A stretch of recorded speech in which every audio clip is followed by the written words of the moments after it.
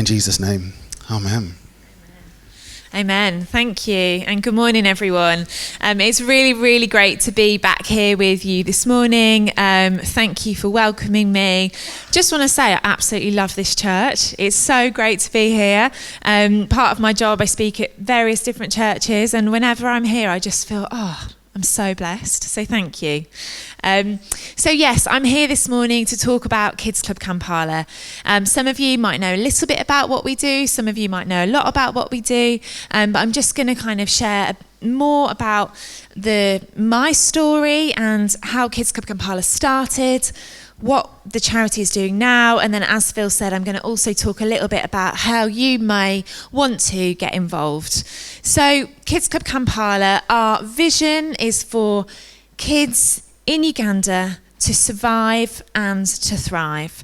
So we work with vulnerable children, roughly between the ages of 3 and 18 years old, in slum communities in Kampala, in the capital, which is the capital of Uganda. Now, I first went to Uganda 15 years ago now. And I went on a volunteering project on a gap year. I'd finished school. Lots of my friends were going off to university, but I felt that God was calling me overseas to go and do something to serve the poor. And from a young age, really, I'd felt in my heart this desire to go overseas and to work with vulnerable children in particular. And I didn't really know what it meant. I remember sort of seeing things on TV and just becoming really overwhelmed or getting very emotional when praying for different parts of the world. And I didn't know what that meant. And on reflection now, I know that has got what God was calling me to. And so just a thought for you this morning is there ever anything that maybe you've seen on TV or you've heard about, or even something I'm talking about this morning that you kind of feel a bit of a stirring in your heart, like, maybe God's saying something. That's all. Just a thought. That's an aside. So anyway, I decided to go to Uganda, and when I decided to do this, I had no idea what I was signing up for. I knew I wanted to go overseas to serve the Lord, but I didn't know what that looks like. And I remember filling in a form, various different forms, and applied to go to various different things. And one of these forms, you had to say what country did you want to go to, what part of the world did you want to go to. And I just left it blank, and I just prayed, God, use me and send me wherever you feel is best. And little did I know how dangerous and how powerful that prayer would be, actually, because 15 years on, I'm still being called and sent to Uganda. So next slide, please. And I actually just came back from here. So I was actually just in Kampala 2 weeks ago. I got home. And it was a real blessing because I actually took 2 of my staff team and 2 of my board of trustees who'd never been to Uganda before. I took them with me, and it was a real blessing. And I'm not sure how well you can see, but this picture here is some of our team in Uganda. I don't do this on my own. In the UK, there is 7 of us, staff, but we also have lots of volunteers and trustees. And in Uganda, we have almost 40 team who are running things day to day on the ground, being those real hands and feet. And it was just an absolute blessing to be back together for the whole team, to spend time together, fellowshipping together and leaning into what God was saying, and to be able to do this ministry together. So I've just returned, and it was a real blessing. But if I go, next slide, please. But if I go, here, for those of you who don't know, this is where Uganda is, right in the middle of Africa. The equator runs right through it. Thank you. Next slide, please. So myself and my friend Sam and my friend Corrie, we started Kids Club Kampala.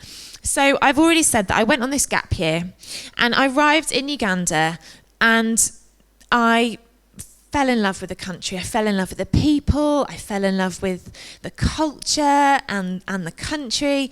And I was working in a school, and I was doing lots of different things. But in Uganda, school's not free.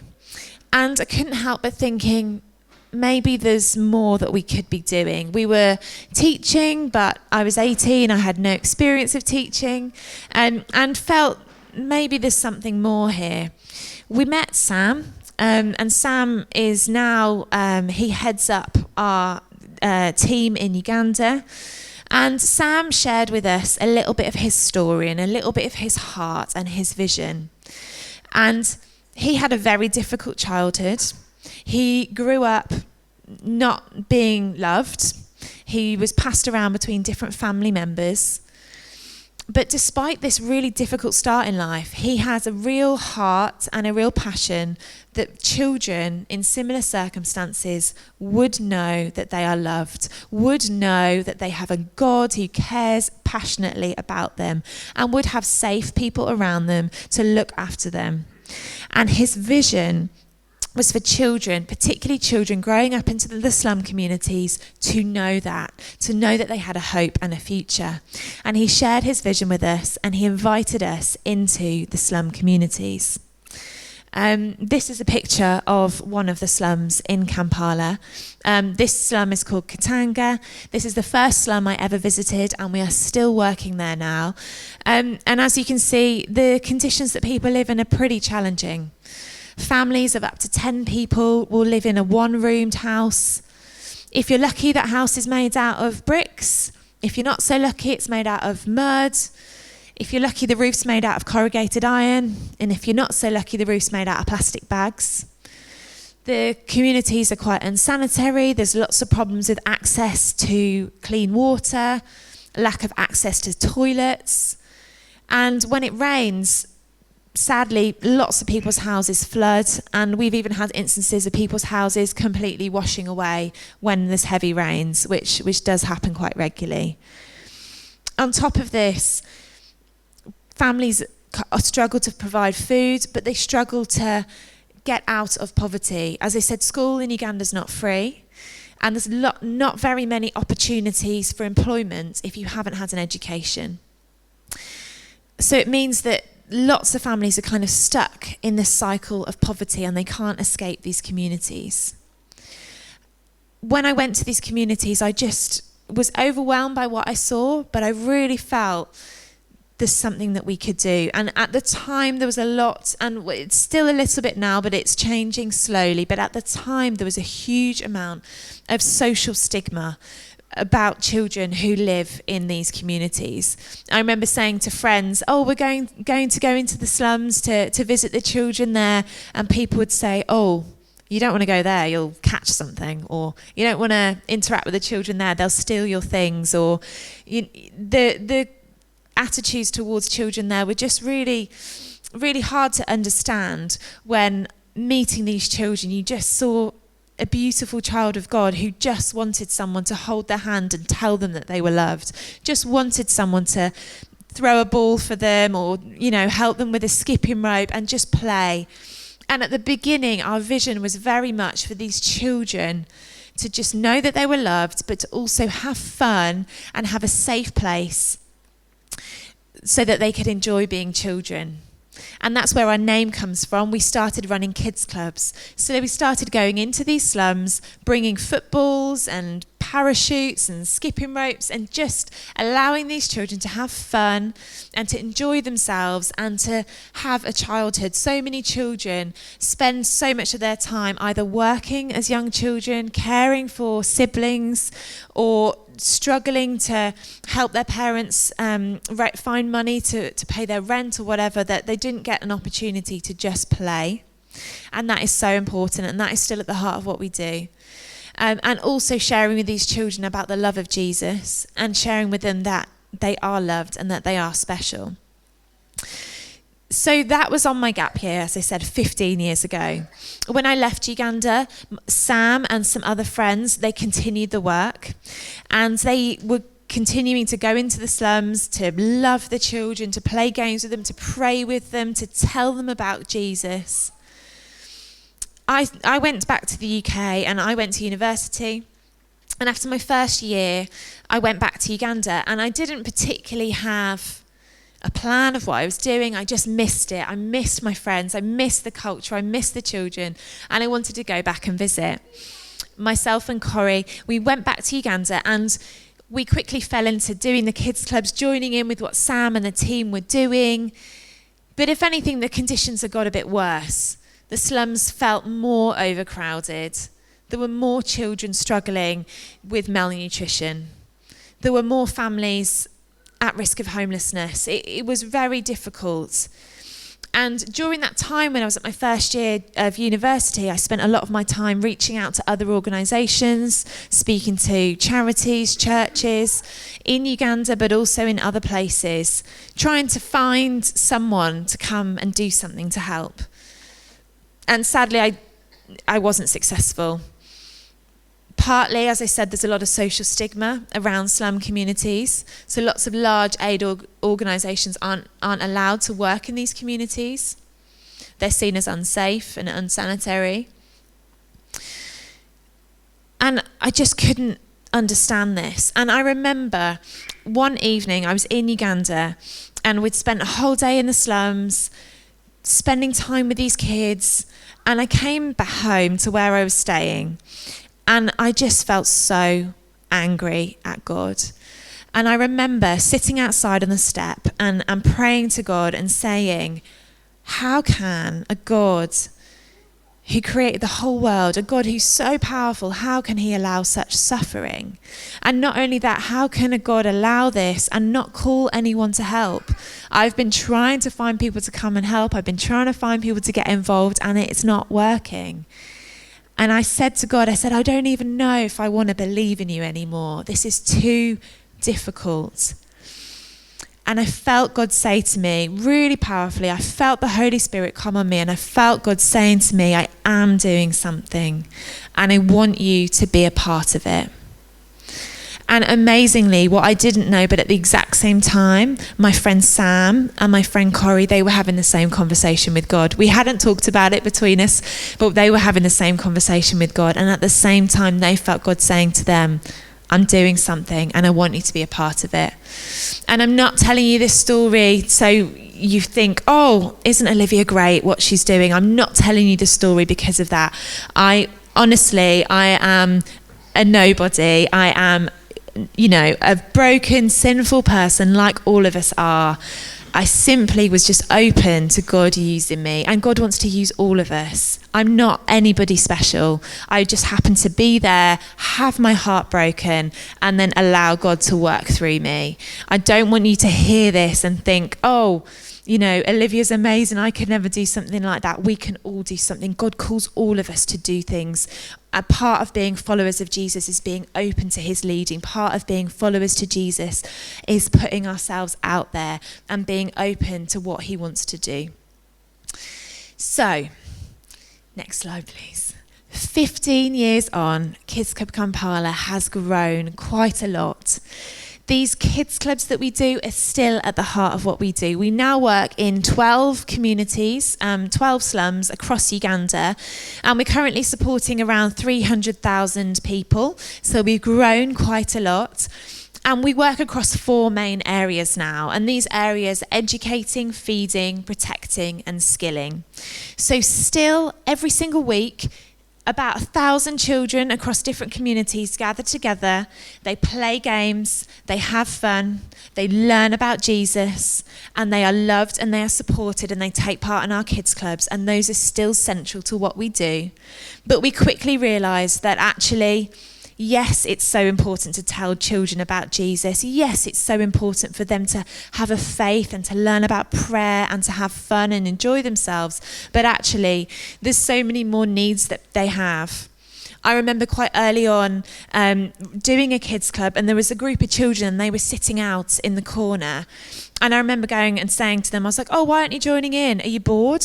Here's me thinking of children in the UK. I was like, are you bored? You're not having fun? And they said, oh, we're hungry. We haven't got the energy to play. And we quickly realised that actually there was more that needed to be done. So we do lots of different things now, and we work across 4 main areas. So feeding is a really big part of what we do. We also do education work. We help children who don't have the opportunity to go to school. We support their education. We do a lot of child protection work, so there's a big problem in the communities of child abuse, child neglect, and we do a lot of child protection work, and we also do skilling. So we work with adults, we work with predominantly single mums, and we teach them vocational skills to help them set up their own businesses and get themselves out of poverty. So as I said, our vision is to help vulnerable children to survive and to thrive.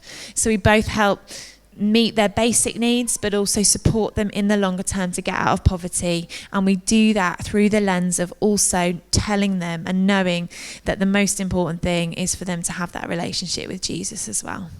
Next slide, please. So these are just some pictures of our feeding work. So every day we feed children. We have big centres within the communities where our education and child protection work happens, and children that come along to those get a hot meal every single day, and it is making a huge impact in people's lives. And then 3 years ago, as we know, the whole world changed and the COVID pandemic happened. And we weren't able to feed children every day. We weren't able to gather hundreds of children together to play games. We weren't able to continue our education work. And actually, Uganda had the longest school closures in the whole world. Ugandan schools were closed for 22 months. So the lockdowns were really strict, and we weren't able to continue what we were doing. But we quickly heard, and we quickly were told by community members and by the local leaders that we work with, that actually at the beginning of the COVID pandemic, in the slums where we work, we found out that more families actually passed away from starvation than from COVID, which is absolutely heartbreaking. So what we did, we quickly repurposed our work. We had these big classrooms, we had all these resources and staff that weren't able to gather because of the lockdowns, and we quickly repurposed these into food banks, and we started providing food to families in need. I've got a video in a moment that will kind of show a little bit more about how those worked, but it really has just been transformational. When I was just in Uganda 2 weeks ago, families that I don't know, people were just coming up to me on the street and saying, if it wasn't for Kids Club, I wouldn't have survived.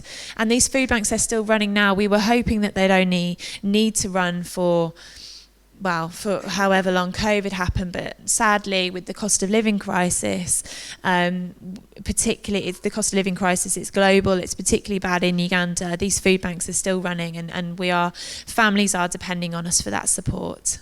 Next slide, please. Oh, yeah. No, that's fine. So yeah, I've just got a little video that kind of just summarises what I've just said, but shows it much better visually. This is just a little video about our food bank work and kind of how that happened and how we were able to respond to the COVID pandemic.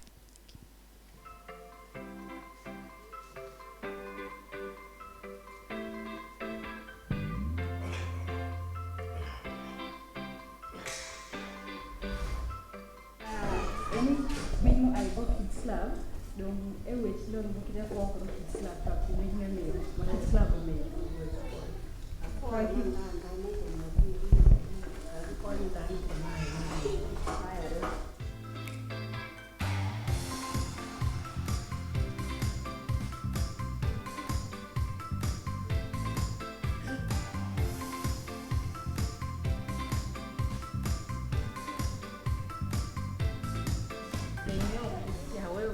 Kutukira nange nemmere yansiza nnyo nange yansiza nnyo okujja kuyamba naffe tebeera tubeera sinungi naye kati mutuukira bwatyo bulungi tulabye kutuuka bakuba.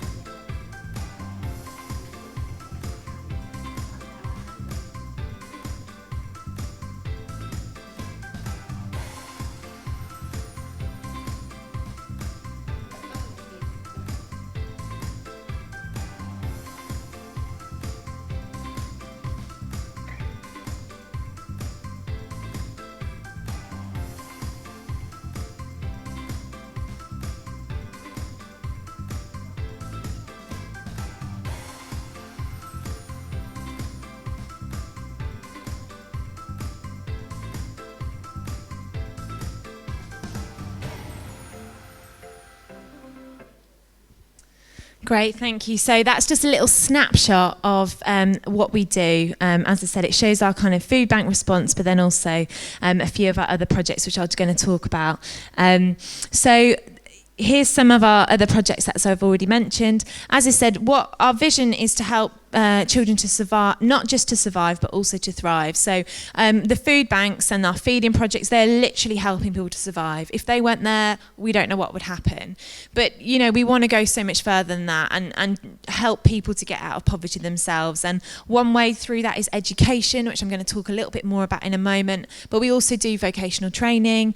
You saw in the video some women. We teach about 200 women a year. We train them in tailoring, and knitting and craft making, and we've got some of their things are available to buy. We also have a carpentry program for teenage boys who've never had the opportunity to go to school. We train them and they get a vocational skill, and then they're able to set up their own business. We also do lots of counselling work with teenage girls and child protection work to keep children safe, to kind of holistically support the needs of a child and a family. Yeah, next slide, please. One project that I just wanted to highlight quickly, I'm aware I'm talking a lot, but I'm very passionate about this. One thing that I just wanted to highlight really quickly is one of our projects called the Awafe Project. And this project is really close to my heart. This is part of our child protection work. A large part of what we do is within the communities, we train volunteers to be community safeguarding officers. We train volunteers. They are the ones who run our kids clubs. They're run by volunteers. We have girls groups. We have football projects. We have sports activities. They're all run by volunteers. All of these volunteers are trained as child protection volunteers. And when something happens, when a child is maybe abused or has been abandoned, they can refer themselves to our volunteers and we will get them support. We also work very closely with the local authorities and they will refer children to our services. Where we can, we provide families with support. So it might be that a family is struggling, they've become homeless, and we can help them, you know, set up a business, get a new home. But sometimes the situation is slightly more complicated than that. Sometimes children have been neglected or abused and they are no longer able to stay with their families. Sometimes children have got lost or children have been trafficked to Kampala and then they've gone missing. Our Awafe project, we rescue those children. So children who have been abandoned or they've been abused, they're no longer able to stay with their families. We rescue them and we take them to our home. So we have a beautiful home. It's outside of Kampala. It's in the countryside, and it's the kind of place that you step into and you just feel overwhelmed by peace. It is beautiful. When children arrive at the home, they get medical care, they get clothing, they get counselling, they get food, they get support.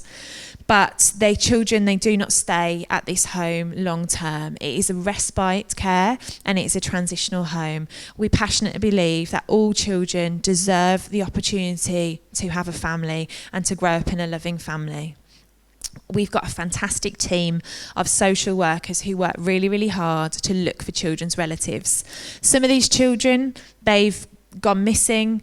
As I said, we do get quite a lot of children trafficked to Kampala from more rural places in Uganda, and sometimes it's just locating those children's relatives and we resettle them back with their families. Sometimes it's a bit more complicated and those families, we're either not able to find them, we just have no leads, or we have found some relatives but they're not safe for that child to go back to be living with.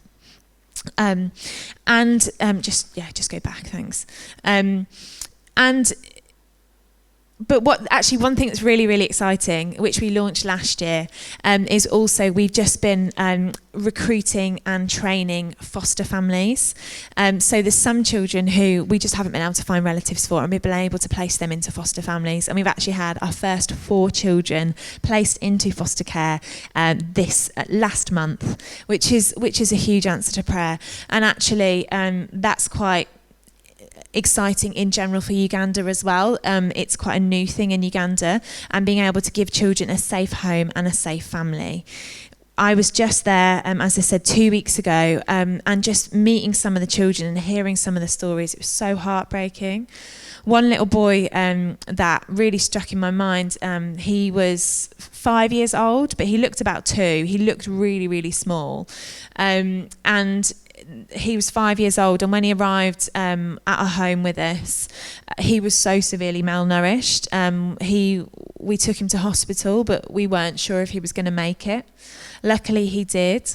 And we've been able to locate his grandma, who he's living with. Unfortunately, his grandma is homeless and just wasn't able to care for him. And it's just really, really heartbreaking, and it's really difficult with some of these situations to know how best to support these children. There are some children who live at the home and they do have relatives, and the relatives love them and care for them and want to have them, but they don't have the financial means to be able to support them. And we are working with the local authorities to look at how best we can do this.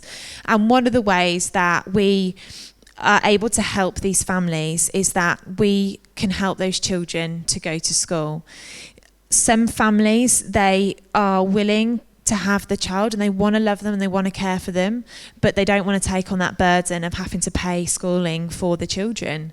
So one way that we are helping with that is when we resettle the children with the families, we often help the families set up a business or to provide them with food or whatever they need. But then longer term, we're able to support those children to go to school so that they have a brighter future ahead of them, but also so that families know that we care and we are taking that burden from them. We currently have 94 children staying at the home. I would absolutely love your prayers for our team that they are able to find more relatives and resettle more children, that more families would come forward to become foster carers, but also that we, for myself and for our team in the UK, that we would be able to find more people to come on board as child sponsors to be able to sponsor these children's education. I would love it if all 94 children were able to get into school and sponsored to do that as soon as possible. Thank you. Next slide. So just talking about school sponsorship, I just wanted to share a couple of stories, and I am wrapping up, so I'm aware I've been talking a long time. As I said, school in Uganda, it's not free, and supporting a child's education is actually probably one of the best things that you can do to help a child in the long term. We're moving from just surviving to thriving, to building a life for children longer term. Just wanted to share really briefly a couple of stories with you. So on this picture here, this is myself and a girl called Beth, and I met Beth when I was on my gap year actually. 15 years ago I met her and she was 8 years old. And she was 8 years old and she was working as a maid. Her parents couldn't afford to look after her and they'd sent her off to work and she was working as a maid. And I met her and it just completely broke my heart that she wasn't able to have a childhood. And I remember speaking to her and saying, how can I help? What can I do? And she said, I want to go to school. And I remember praying to God and just praying, pray that someone will come along and sponsor her to go to school. And I was praying, and then I remember really clearly, halfway through praying, I just kind of was like, what am I doing? Why am I praying? Why don't I just help myself? And again, I'm not telling this story to say that you think I'm amazing, but I'm just telling this story because it is something that's fairly easy to do, really. I've just been supporting her financially over the last 15 years. And when I met up with her last week, she is in her final year of college. So she's finished primary school, she's finished secondary school, and it was really difficult at the beginning for her because she was 8 years old when she started school. So she was older than the other children, and she found that quite difficult. But she's in her final year of college, she's studying fashion and design. She's about to graduate soon, she'll graduate in a few months. She's got big dreams to open her own shop, and it's just amazing seeing that transformation in her life. And I've just got a first-hand experience of how incredible that is. And it was just a real blessing to see her. The girl over here, her name is Mary, and I first met Mary when Mary was 11. And Mary had been to primary school. Her parents were able to support her to go to school. And then when she was 11, everything changed. When she was 11, her dad passed away. And her mum didn't work and wasn't able to support her, and they ended up living in a slum in quite desperate poverty. And her mum wasn't able to support her, and they didn't know what to do. And one day a family friend came along to Mary and said, I'll help you get a new home, and I'll help you, but in exchange I would like you to get married to me. And she was 11. And luckily Mary had been coming along to our kids clubs, and she knew our kids club team, and she came to us and she said, this has happened, I don't want to, can you help me? And amazingly, we were able to find a sponsor for her, and we were able to take her to school. And we supported her mum to set up her own business, and they were able to get a new home away from this unsafe person. And Mary finished school, and when she finished school, she started volunteering with us as one of our community volunteers. And we had a job available as a receptionist at our office, and she started working as our receptionist. And then in the evening, she decided she wanted to go to university. So in the evening, she was able to pay for herself to go to university, and she graduated last year. And she's just started with us, and she now is our child protection coordinator, and she's now full-time staff with us. And her job is to go into the communities and speak to girls like she was, who are at risk, and help them have a better life. And she is a huge role model, and that wouldn't have been possible without education. So I have another video to show, but I'm aware of the time. Do we have time to show? Okay, final video. I just want to show you this just to kind of drive home the point about how education really does change lives. And while you're watching it, I'd just love you to think, maybe, is this something that I could think about doing myself?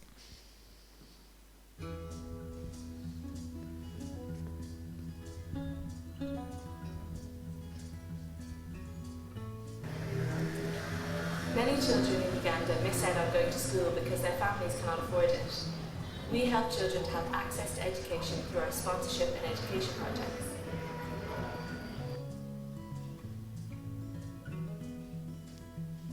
As I'm a teacher, in a class I always teach everything, especially English, science, and literacy. And now at the first we begin with 20 kids, 20 children. Now they are more than 80. They are more than 80. In fact, they are many, and they are still coming for that. So it has been good for them.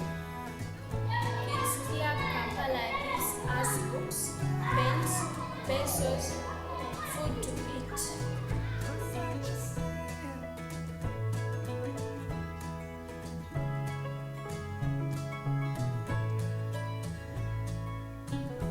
In general, the reason why we started up the sponsorship program is to help out the vulnerable kids. So when they go to school, they're just like other kids. They see their future getting brighter and brighter.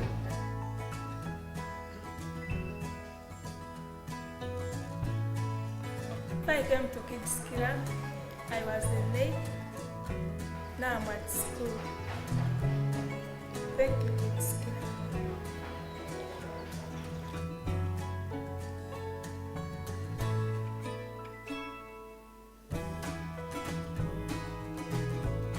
I like Kids Club because it is buy for me sandals, bag, books, uniforms, and everything.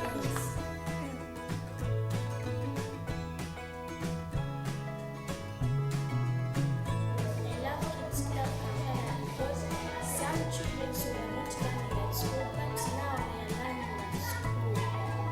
There are so many more children in Uganda waiting to have the opportunity to go to school. If you would like to change a life, it costs only £25 a month to sponsor a child. 13, 14, 15, 16, 17, 18, 19, 20, 21, 22, 23.